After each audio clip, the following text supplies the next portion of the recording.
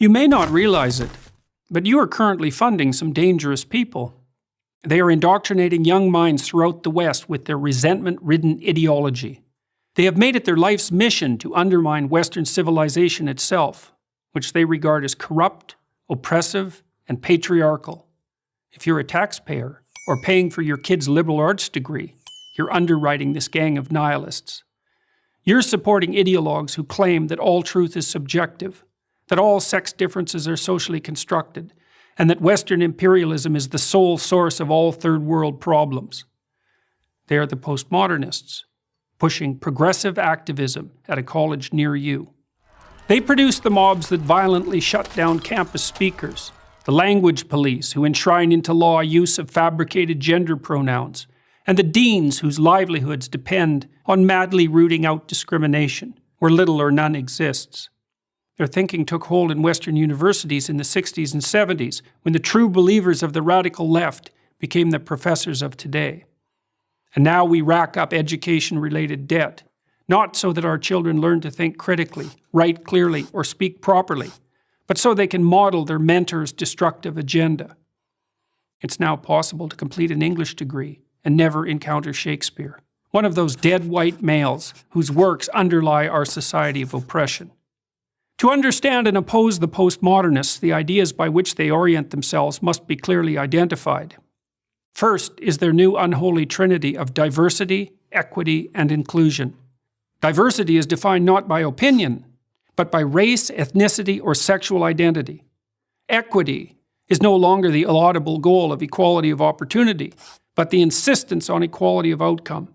And inclusion is the use of identity-based quotas to attain this misconceived state of equity. All the classic rights of the West are to be considered secondary to these new values. Take, for example, freedom of speech, the very pillar of democracy. The postmodernists refuse to believe that people of goodwill can exchange ideas and reach consensus. Their world is instead a Hobbesian nightmare of identity groups warring for power. They don't see ideas that run contrary to their ideology as simply incorrect.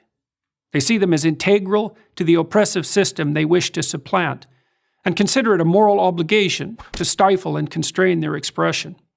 Second is rejection of the free market, of the very idea that free voluntary trading benefits everyone.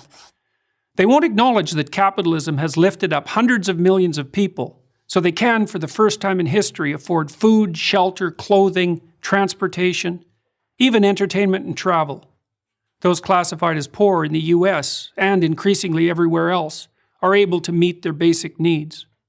Meanwhile, in once prosperous Venezuela, until recently the poster child of the campus radicals, the middle class lines up for toilet paper. Third and finally are the politics of identity. Postmodernists don't believe in individuals. You're an exemplar of your race, sex, or sexual preference. You're also either a victim or an oppressor. No wrong can be done by anyone in the former group, and no good by the latter. Such ideas of victimization do nothing but justify the use of power and engender intergroup conflict. All these concepts originated with Karl Marx, the 19th century German philosopher. Marx viewed the world as a gigantic class struggle, the bourgeoisie against the proletariat, the grasping rich against the desperate poor. But wherever his ideas were put into practice, in the Soviet Union, China, Vietnam, and Cambodia, to name just a few, whole economies failed and tens of millions were killed. We fought a decades-long Cold War to stop the spread of those murderous notions. But they're back, in the new guise of identity politics. The corrupt ideas of the postmodern neo-Marxists should be consigned to the dustbin of history. Instead, we underwrite their continuance in the very institutions where the central ideas of the West should be transmitted across the generations. Unless we stop, postmodernism will do to America and the entire Western world what it's already done to its universities. I'm Jordan Peterson, professor of psychology at the University of Toronto, for Prager University. Thank you for watching this video. To help keep PragerU videos free, please consider making a tax-deductible donation.